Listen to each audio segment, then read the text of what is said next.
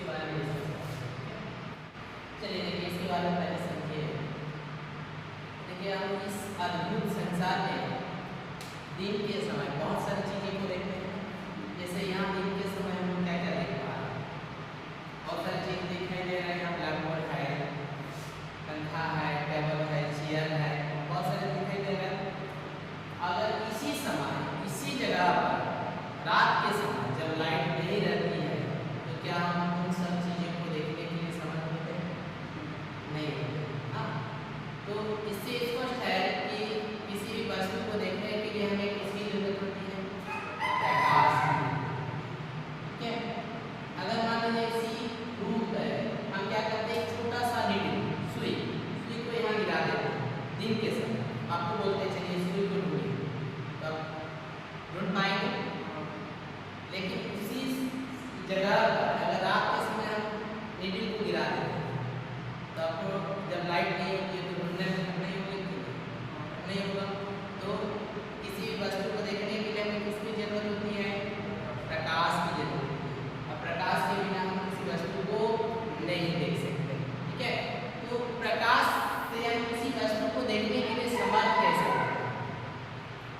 जब मान लीजिए एक वस्तु है, ठीक है, इस वस्तु पर क्या होती है, जब किसी प्रकाश की किरण पड़ती है, इसमें क्या पड़ती है? प्रकाश की किरण। तो ये प्रकाश की किरण रिफ्लेक्ट होकर ये कहाँ तक पहुँचते हैं? हमारे आँख तक पहुँचते हैं, जिससे हम उस वस्तु को देखने के लिए क्या होते हैं? समर्थ होते हैं ना। जब रात के समय जब लाइट नहीं होती, जब हमारे पास टॉर्च होता है, हम किसी वस्तु को देखना होता है तो क्या करते हैं? टॉर्च से उस वस्तु के ऊपर मारते हैं ना। ऐसा करके हम टॉर्च आँख को मारते हैं, ऐसा नहीं होता है ना। हम उस वस्तु पर मारते हैं और उस वस्तु पर प्रकाश की किरण पड़ने के बाद क्या होती है? परावर्तित होती है। ठीक है, परावर्तित होकर वो कहाँ तक पहुँचती है? हमारे नेत्र तक, जिससे हम उस वस्तु को देखने के लिए क्या होते हैं? समर्थ होते हैं। ठीक है, और हमारा जो नेत्र होता है ना, ये बहुत ही सुग्राही ज्ञानेंद्रिय में से एक होता है। ठीक है, और इस नेत्र से हम इस रंग बिरंगे संसार को देखने के लिए क्या होते हैं? समर्थ होते हैं। एक बार आप अपने दोनों आँख बंद करके देखिए तो आपको पूरा संसार क्या दिखाई देगा? काला दिखाई देगा। यानी कि नेत्र जी है एक ऐसा अंग है जो हमारे इस रंग बिरंगे संसार को, ये जो हम काला देख पा रहे हैं ना, ये इस वस्तु का रंग ये होता है, इस वस्तु का रंग ये होता है, ये इसके चलते संभव होता है हमारे नेत्र के चलते। इसके बाद वाले जो चैप्टर्स है उसमें हम पढ़ेंगे हमारा नेत्र और रंग बिरंगे संसार में। ठीक है, नेत्र के बिना काला देखना संभव नहीं है। ठीक है, तो इससे हम क्या करते हैं, जब किसी वस्तु पर प्रकाश की किरण पड़ती है और परावर्तित होकर क्या होती है? हमारे नेत्र तक पहुंचती है, हम उस वस्तु को क्या करते हैं? देखने के लिए समर्थ हैं। ठीक है, ये इसी फ्रीज पर पड़ती है तो क्या क्या हो सकता है? मान लीजिए ये कोई वस्तु है, ठीक है, इस वस्तु पर जब कोई प्रकाश की किरण पड़ती है, ये क्या है? प्रकाश की किरण। तो इसमें क्या क्या पॉसिबल हो सकता है? पहला क्या हो सकता है? ये आर पार हो सकता है। क्या हो सकता है? आर ना। दूसरा क्या हो सकता है? चलिए पहला जो आर पार होगा, मान लीजिए एक प्रकाश की किरण किसी वस्तु पर पड़ती है तो क्या हो गया? आर पार हो गया। कब होगा? जब ये वस्तु क्या होनी चाहिए?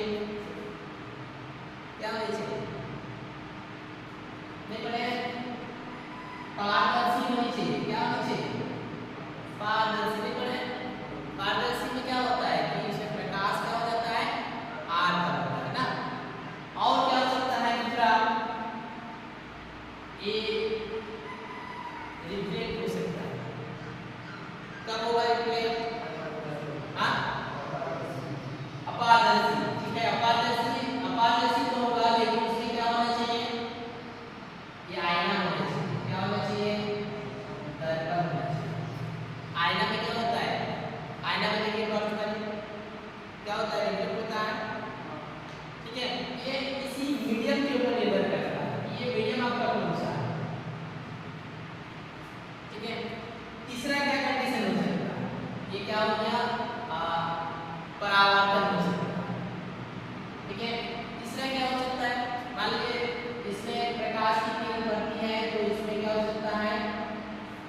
मेजर हो सकता है।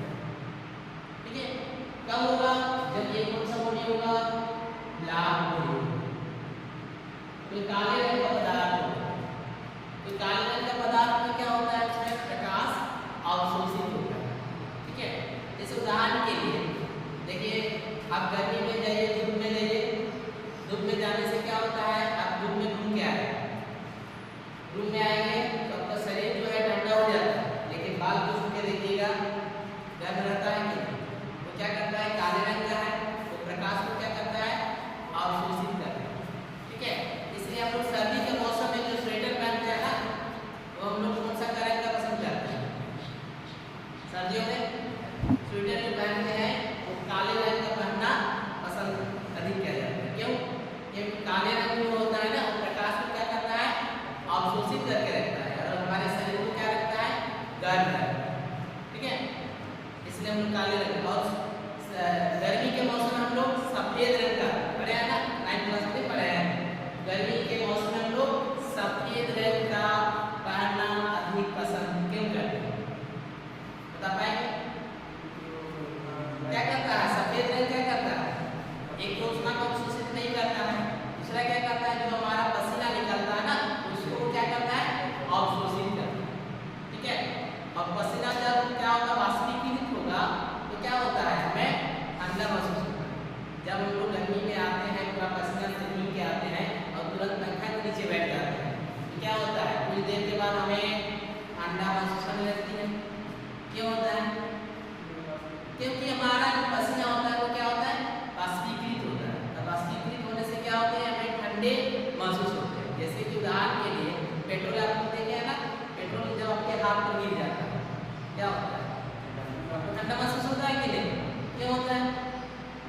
पेट्रोल जैसे ही हाथ में गिरता है वो क्या होता है? तुरंत वाष्पीकृत हो जाता है, और वाष्पीकृत होने से हमें क्या महसूस होती है? क्लियर?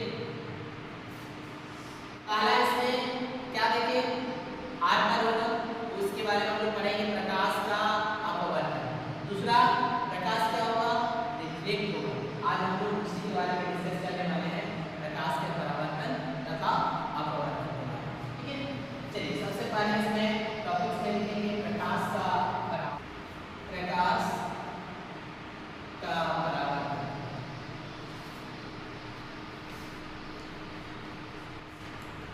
जब कोई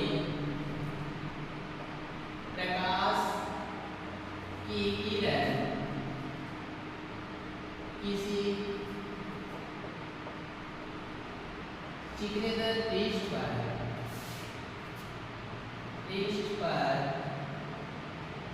पड़ती है तो वह उसी दिशा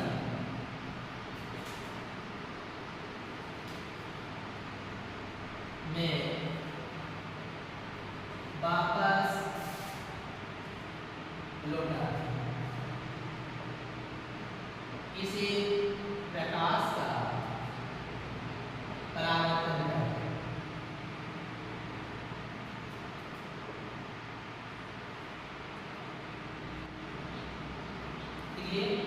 चलिए प्रकाश का परावर्तन को समझते। क्या बोलेंगे कि जब कोई प्रकाश की किरण किसी एक चिकनेदार पृष्ठ पर पड़ती है, ये मान लीजिए चिकनेदार पृष्ठ है, इधर क्या है? पेंट किया हुआ है। ठीक है, यानी कि एक मान लीजिए आईना है, आईना जानते हैं ना, समतल है, और इस पे क्या होती है? एक प्रकाश की किरण पड़ती है। ये क्या है? एक प्रकाश की किरण है, और ये आ रही है किरण में, तो इसको क्या कहेंगे? आपतित किरण। क्या कहते हैं? आपतित किरण। ठीक है, और यहाँ पढ़ने के बाद क्या होती है?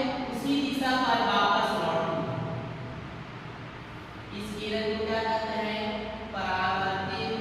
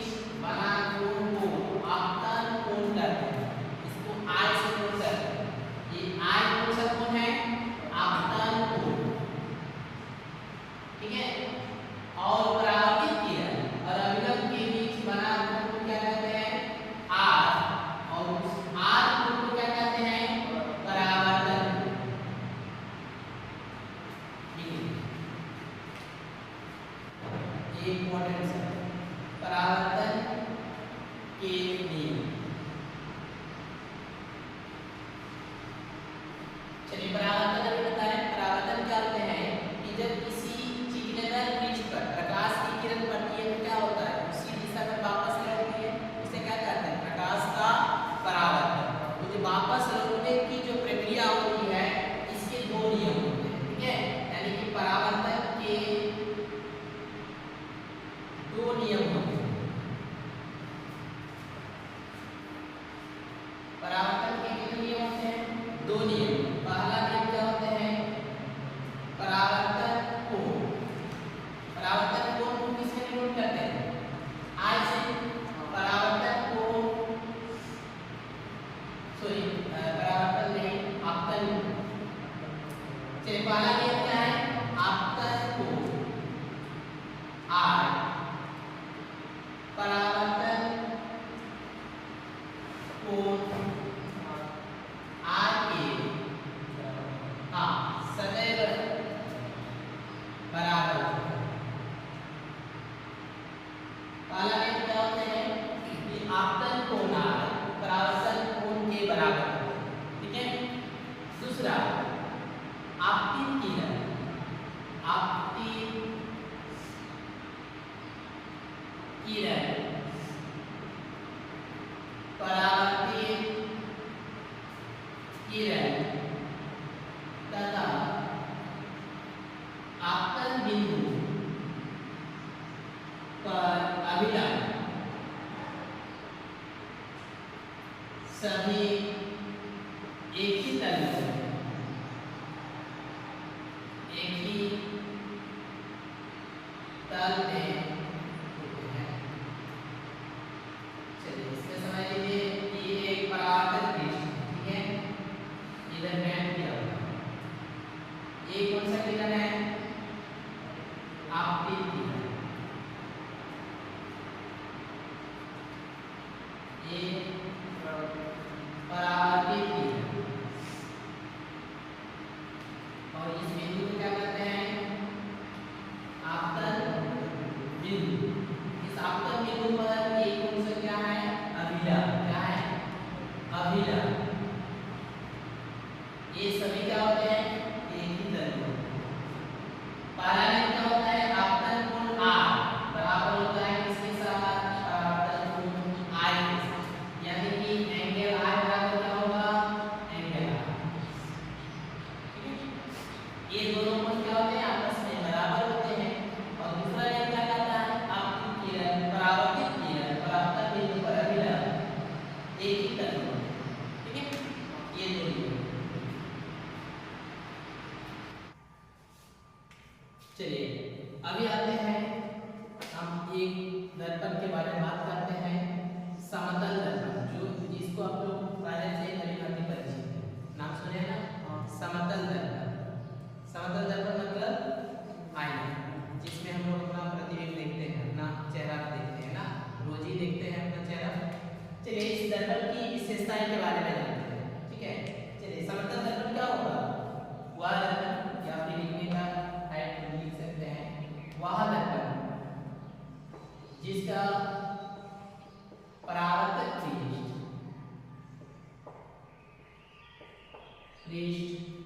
समतल उसे समतल दर्पण कहते हैं।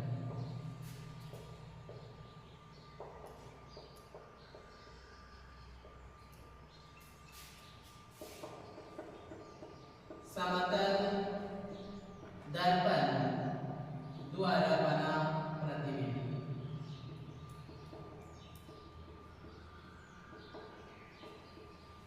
चलिए समतल दर्पण में किस प्रकार का प्रतिबिंब बनता है, इसके बारे में बात करते हैं, ठीक है।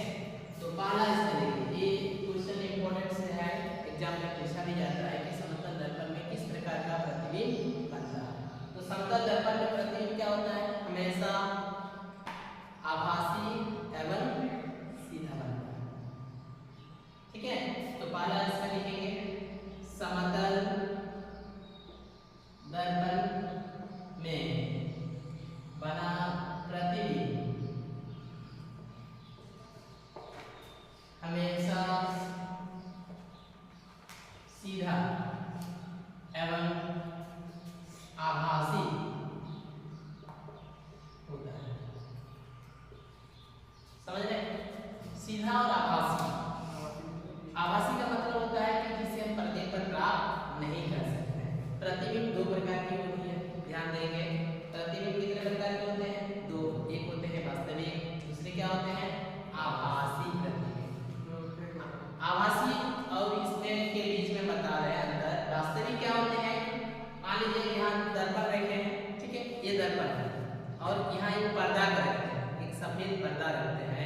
और यहाँ एक वस्तु रखते हैं, और इस वस्तु का प्रतिबिंब अगर उस पर्दे पर बनता है तो उसे प्रतिबिंब को क्या कहेंगे? वास्तविक। और उसका प्रतिबिंब अगर पर्दे पर नहीं बनेगा तो उसे हम क्या कहेंगे? आभासी प्रतिबिंब। तो समतल दर्पण में हमेशा कौन सा प्रतिबिंब बनता है? सीधा बनता है। और क्या बनता है? आभासी। आइए समझ में। दूसरा स्टेप देखिए, समतल दर्पण में वस्तु का साइज जितना बड़ा होता है, हम मान लीजिए इतना बड़ा दिखाते हैं, ये कलम का साइज इतना बड़ा है तो उतना बड़ा ही वहां प्रतिबिंब बनता है। ठीक है। दूसरा नंबर क्या होगा? 2 नंबर प्रतिबिंब का साइज। प्रतिबिंब का साइज बीम के साइज के समान होता है। आइए समझ में। यानी कि प्रतिबिंब जितना बड़ा होगा बीम भी उतना ही बड़ा होता है। ये बीम जितना, बीम मतलब समझ रहे हैं, वस्तु को क्या कहेंगे? बीम। और इस वस्तु का जो इमेज बनेगा उसे हम क्या कहेंगे? प्रतिबिंब। आइए समझ में। वस्तु जितना बड़ा होगा प्रतिबिंब उतना बड़ा बनेगा। किसमें? समतल दर्पण। तीसरा इसमें वस्तु दर्पण से जितनी दूरी पर होती है, मान लीजिए वहां दर्पण है और यहाँ हम खड़े हैं, तो यहाँ दर्पण से यहाँ तक की जितनी दूरी होती है बीम भी उतनी ही दूरी पर होती है। ठीक है। यानी कि वस्तु जितनी दूरी पर होती है बीम भी उतनी ही दूरी पर होती है। दर्पण के पीछे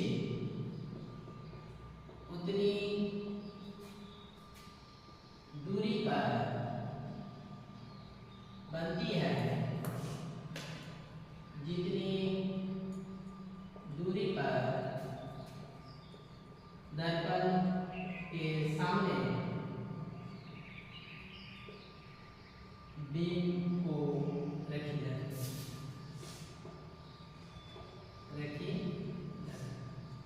आइए समझें। चलिए, पहला क्या होता है कि समतल दर्पण में बीम जो होता है, प्रतिबिंब हमेशा सीधा एवं आभासी बनता है। दूसरा पॉइंट क्या बताए कि प्रतिबिंब का साइज बीम के साइज के समान होता है। तीसरा क्या होता है? प्रतिबिंब दर्पण के पीछे उतनी दूरी पर बनती है जितनी दूरी पर वस्तु को दर्पण के सामने रखा जाता है। ठीक है। अब चौथा पॉइंट इंपॉर्टेंट है, इसमें क्या होता है कि पार्श्व परावर्तित होता है। प्रतिबिंब जो होता है ना, बता रहे इसमें पार्श्व परावर्तित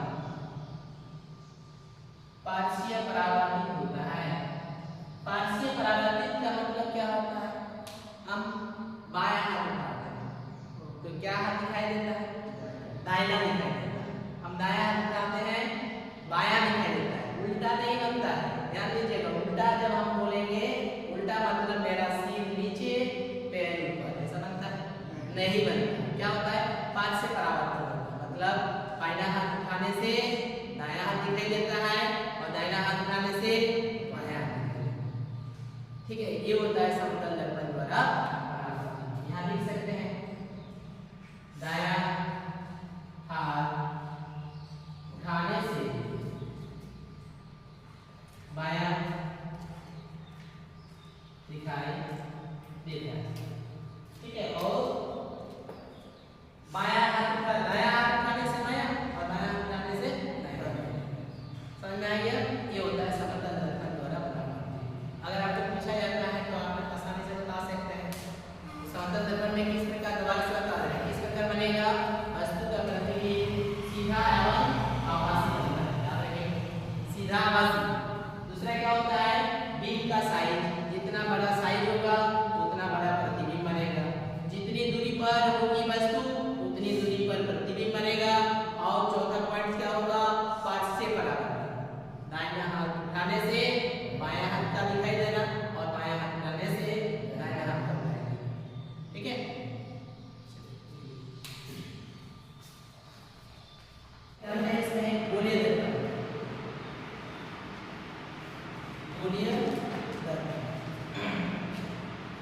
नाम है इसका गोलीय दर्पण, मतलब गोला के किसी एक भाग से बना है। ठीक है, तो गोलीय दर्पण क्या होता है? वह दर्पण जिसका परावर्तक पृष्ठ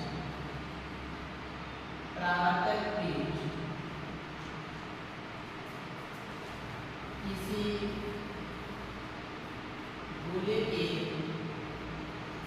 एक भाग से बना होता है। गोले दर्पण क्या होते हैं? वह दर्पण होते हैं जिसके परावर्तक पृष्ठ क्या होते हैं?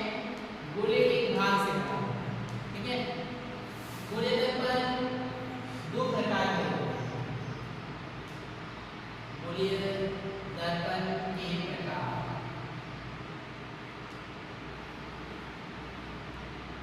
गोलीय दर्पण क्या होते हैं? दो प्रकार के होते हैं। हाँ, दो प्रकार के होते हैं। क्या क्या होते हैं? एक क्या होते हैं? अवतल दर्पण। क्या होते हैं?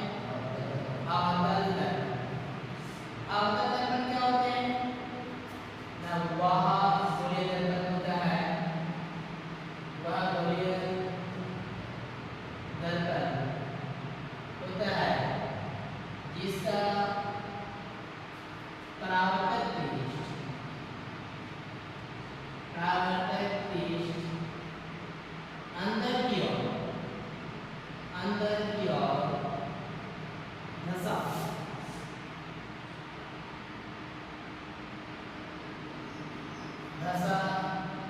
हुआ।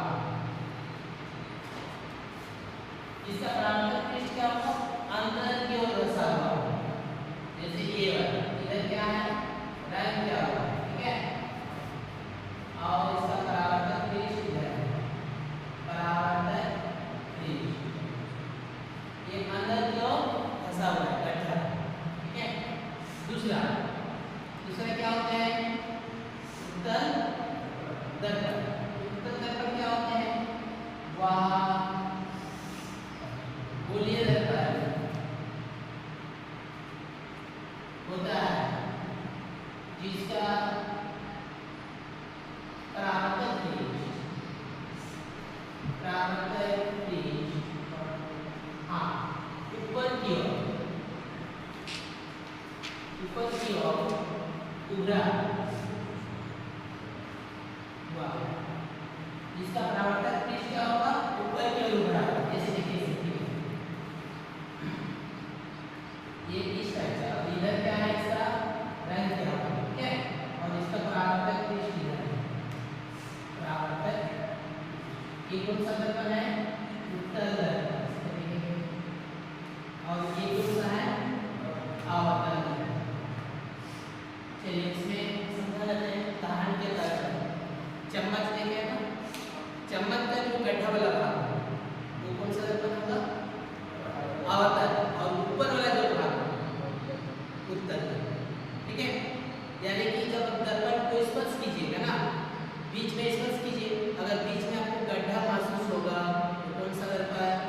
अवतल। बीच में अगर उभरा हुआ महसूस होगा तो क्लियर, आप दर्पण को आसानी से पहचान सकते हैं। अगर समतल महसूस हुआ, समान महसूस हुआ तो समतल दर्पण, उभरा हुआ महसूस हुआ तो उत्तल दर्पण, गड्ढा महसूस हुआ अवतल दर्पण। क्लियर?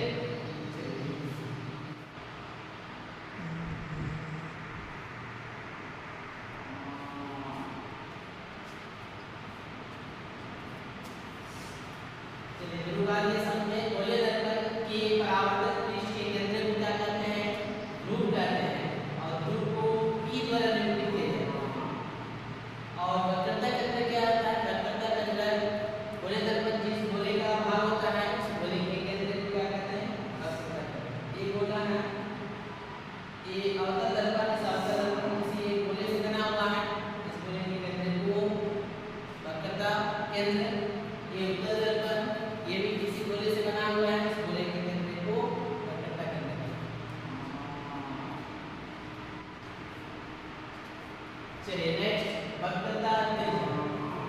गोलीय दर्पण जिस गोले का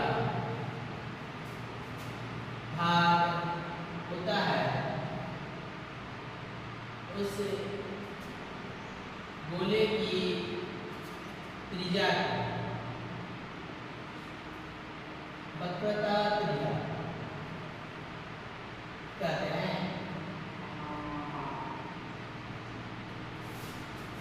इसे R द्वारा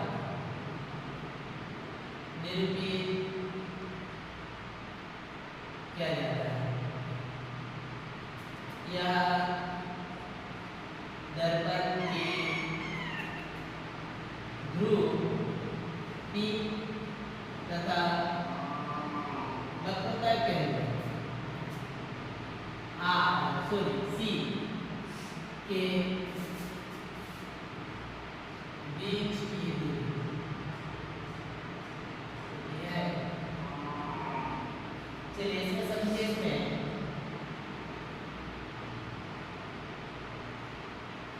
ये अवतल दर्पण है। इस अवतल दर्पण के परावर्तक पृष्ठ के केंद्र को क्या कहते हैं? दर्पण के ध्रुव का। ये अवतल दर्पण जिस गोले का भाग से बना होता है उस गोले के केंद्र को क्या कहते हैं? वक्रता केंद्र C कहते हैं। ठीक है। और उस की त्रिज्या को यानी कि केंद्र और परिधि के बीच की दूरी को त्रिज्या कहते हैं और इसको क्या कहते हैं?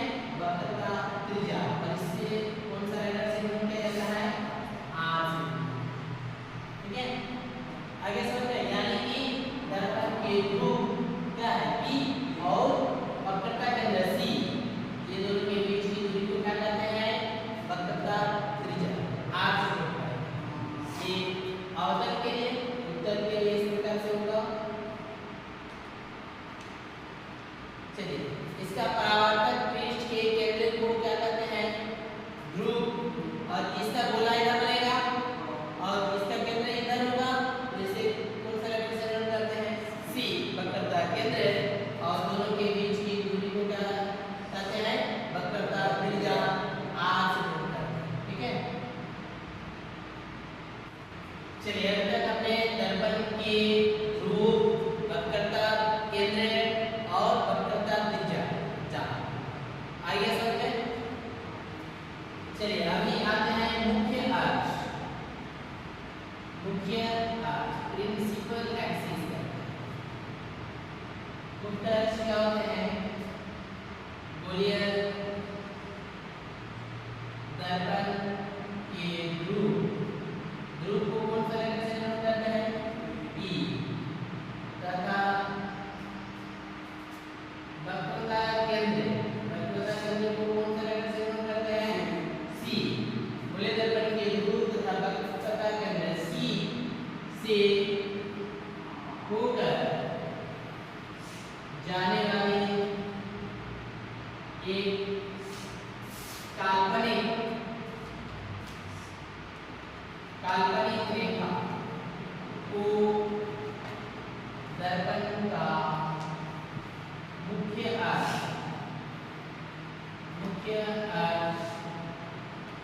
कहते हैं। इसका समझिए मुख्य अक्ष क्या है? ये अवतल दर्पण है। ठीक है। इस अवतल दर्पण के ध्रुव मतलब दर्पण के परावर्तक पृष्ठ के केंद्र को क्या कहते हैं? ध्रुव। और इसका वक्रता केंद्र को क्या कहते हैं? C। ध्रुव और वक्रता केंद्र से होकर जाने वाली एक काल्पनिक रेखा को क्या नाम दिया गया? मुख्य अक्ष। क्या कहते हैं? मुख्य अक्ष। किससे होकर जाने वाली? दर्पण के ध्रुव और वक्रता केंद्र से होकर जाने वाली एक काल्पनिक रेखा। इसे क्या कहेंगे? मुख्य अक्ष। ये अवतल के लिए है। उसी प्रकार से उत्तर के लिए क्या हो जाएगा? ये दर्पण का ध्रुव और ये वक्रता केंद्र C, इससे होकर जाने वाला रेखा को क्या कहेंगे? मुख्य अक्ष। ठीक है। और इसका परावर्तक पृष्ठ उधर की ओर है। ये कौन सा दर्पण है? उत्तल दर्पण।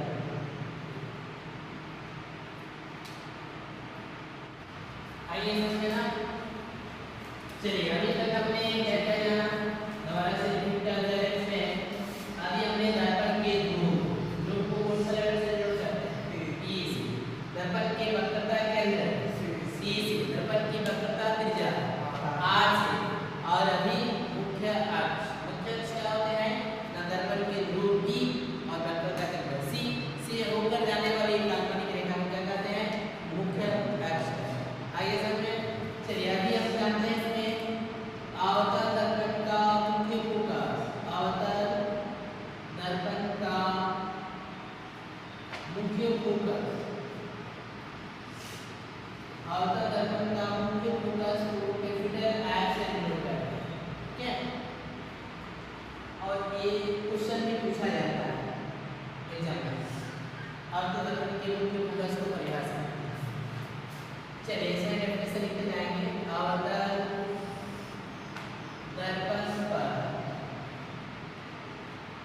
मुख्य अक्ष के समांतर कुछ किरणें आपतित होती है तो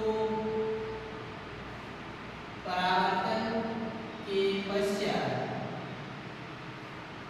ये सभी किरणें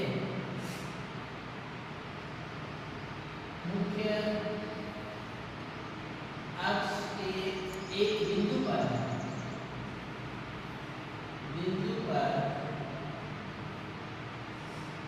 नीचे उस बिंदु को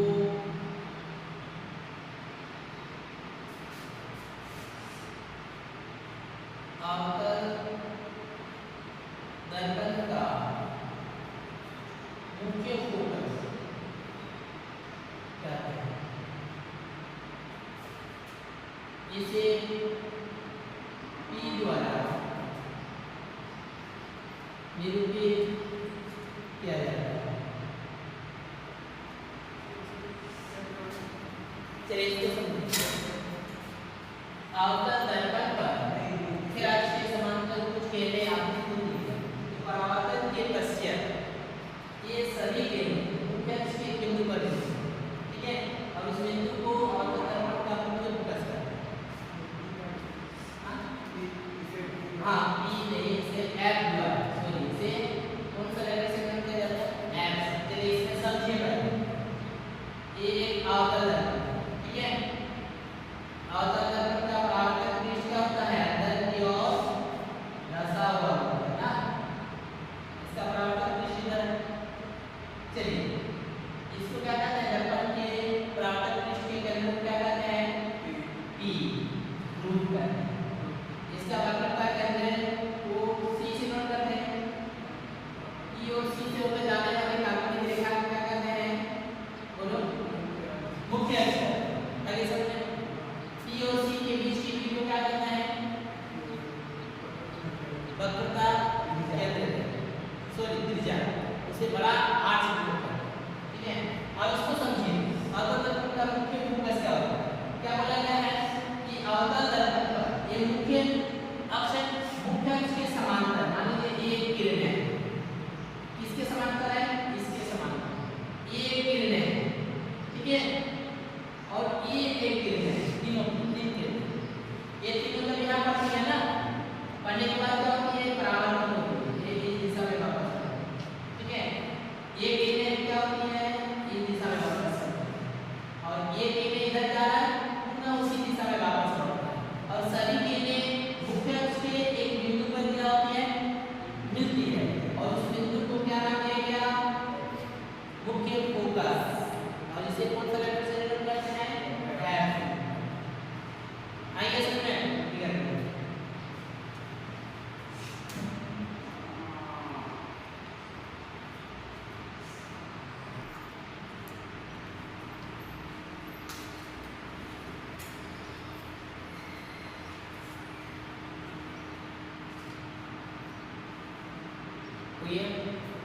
चलिए नेक्स्ट आते हैं इसमें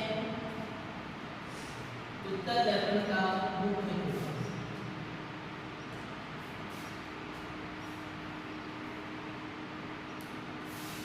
चलिए अभी आते हैं उत्तर दर्पण का मुख्य फोकस। इसे भी कैपिटल F से नोट करते हैं। उत्तर दर्पण पर मुख्य अक्ष के समांतर कुछ किरणें आपतित होती है तो परावर्तन के पश्चात ये सभी किरणें मुख्य कि एक बिंदु पर मिलती हुई प्रतिकृति उस बिंदु को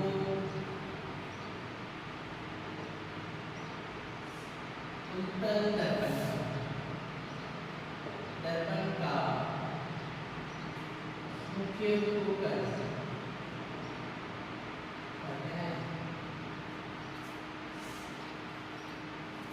इसे द्वारा निरूपित किया जाता है। इसको समझिए, एक उत्तल दर्पण है, इसका परावर्तक तेज ऊपर की ओर उल्टा हुआ है। ये क्या है इसका ध्रुव, ये इसका वक्रता के अंदर सी, ये है मुख्य अक्ष। तो मुख्य अक्ष के समांतर जब किरणें इसमें पड़ती है ना, ये क्या करता है, दोनों का देखिए फीचर्स क्या क्या है। ये किरणें हैं, ये किरण है और ये किरण, ये मुख्य अक्ष के समांतर जा रही है। तो ये पढ़ने के बाद क्या होती है, ये इस तरह से इधर रिफ्लेक्ट होता है, ये इधर रिफ्लेक्ट होता है, ठीक है, और ये इधर, और इसको क्या करते हैं, पीछे तरफ बढ़ाते हैं तो एक बिंदु यहाँ पर मिलता हुआ और उस बिंदु को क्या कहते हैं, मुख्य फोकस, ठीक है। यानी कि प्रकाश की किरणें को ध्यान दीजिएगा, दोनों के बीच में क्या अंतर होता है। अवतल दर्पण क्या करता है, प्रकाश किरणें को एक ही साथ लेता है, एक बिंदु बनाता है, ठीक है। टॉर्च देखिए ना, टॉर्च में कौन सा दर्पण लगाना होता है, अवतल दर्पण।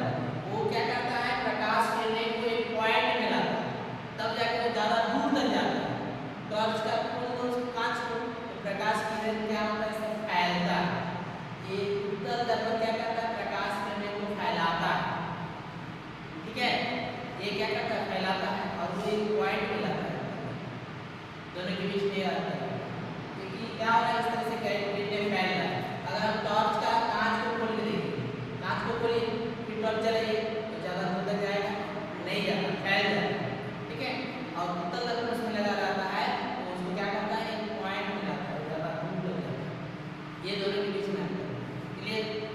ये आगे समझ में क्या बोला गया, उत्तल दर्पण का मुख्य फोकस किसे कहते हैं, ना मुख्य अक्ष के समांतर जब कुछ किरणें इसमें पड़ती हैं तो पढ़ने के फलस्वरूप क्या होते हैं, ये मुख्य अक्ष के किसी बिंदु पर मिलती हुई प्रकाशित होती है। ऐसा लगता है कि ये इधर मिल रहा है, वास्तविक में होता नहीं है, आभासी है, ठीक है।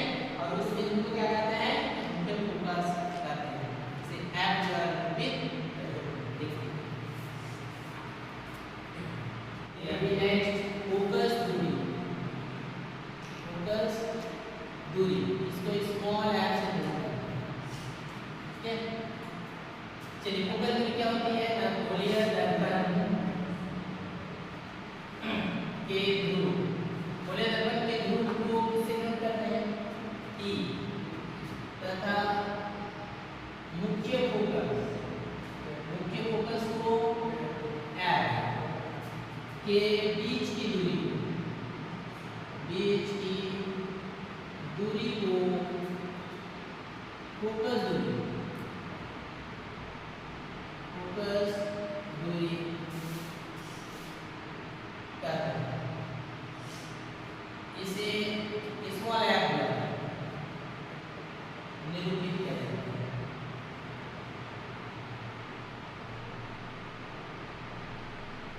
इसमें समझ लीजिए, ये अवतल दर्पण है, अवतल दर्पण का ये क्या है, ध्रुव, ये क्या है, वक्रता केंद्र है, और इसके बीच में बनेगा फोकस एफ, ठीक है। चलिए इसको क्या कहते हैं बताइए, ध्रुव और वक्रता केंद्र के बीच की दूरी को वक्रता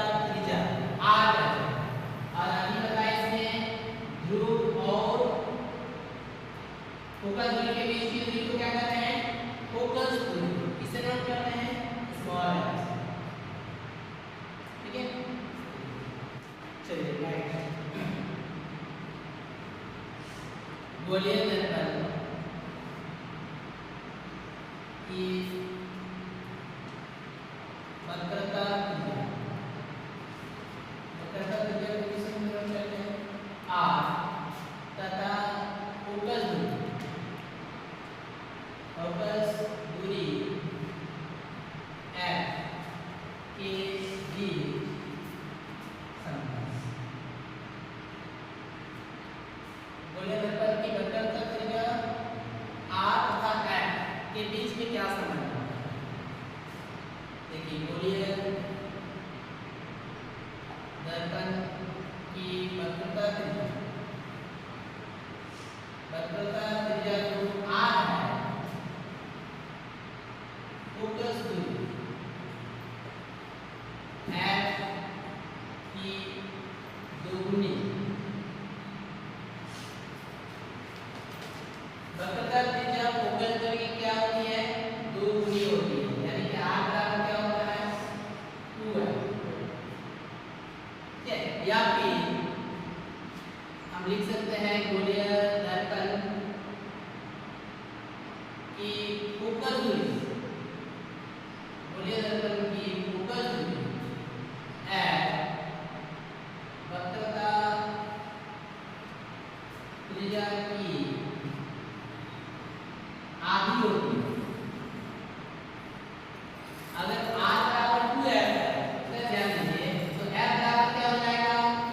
r/2, यानी कि फोकस दूरी वक्रता त्रिज्या की क्या होती है? आधी होती है। ठीक है, अर्थात ये हम कह सकते हैं, इधर ध्यान दीजिए, ये अवतल दर्पण है, ये क्या है इसका ध्रुव, ये वक्रता केंद्र है और ये c, ये वाला दूरी क्या कहलाता है? f। ये दूरी क्या कहलाता है? r। ठीक है, यानी कि 2r दोनों f मिलेगा तो एक क्या मिलेगा, यानी कि ये c बोल रहे हैं, ये f है, ये f इस p और c के बीच में स्थित है। ठीक है, यानी कि f कहाँ स्थित है? p और c के बीच में स्थित। ये हम लिख सकते हैं, यानी कि गोलीय दर्पण की फोकस दूरी, गोलीय दर्पण की फोकस मतलब f, उसके ध्रुव को p तथा वक्रता केंद्र c से मिलाने वाली रेखा का मध्य बिंदु होता है। देखिए, समझ लीजिए, इसमें गोलीय दर्पण का जो फोकस होता है ना, P और C का, ये फोकस क्या होता है? इस रेखा का मध्य बिंदु होता है। ऐसे में तो क्वेश्चन थोड़ा सा बता देते हैं। एक गोलीय दर्पण की वक्रता त्रिज्या, एक गोलीय दर्पण की वक्रता त्रिज्या 20 सेंटीमीटर, उसकी फोकस दूरी क्या होगी? क्वेश्चन क्या है? गोलीय दर्पण की वक्रता त्रिज्या दी है, ठीक है, फोकस दूरी निकालना। वक्रता त्रिज्या को किसे नोट करते हैं? r दिया है कितना? 20 सेंटीमीटर। क्या निकालने बोला है? फोकस दूरी कितना? f निकालना। ठीक है, हम जानते हैं अभी रिलेशन लिखे हैं, f बराबर क्या होता है? f बराबर r/2, r का वैल्यू 20 बटा कितना हो गया? 10 सेंटीमीटर। अतः इसकी फोकस दूरी कितना होगा? इसकी फोकस दूरी 10 सेंटीमीटर।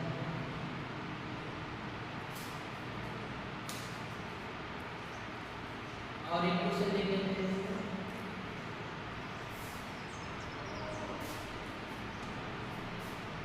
एक गोलीय दर्पण की उपज एक गोलीय दर्पण की उपज 15 सेंटीमीटर, इसकी वक्रता त्रिज्या क्या होगी?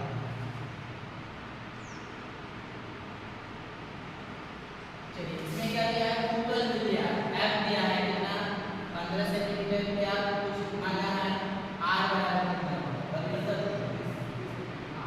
हम जानते हैं r बराबर क्या होता है 2f, तो r बराबर 2f का वैल्यू 15, तो r बराबर कितना हो गया 30 सेंटीमीटर, अतः इसकी वक्रता 30 सेंटीमीटर। ये जो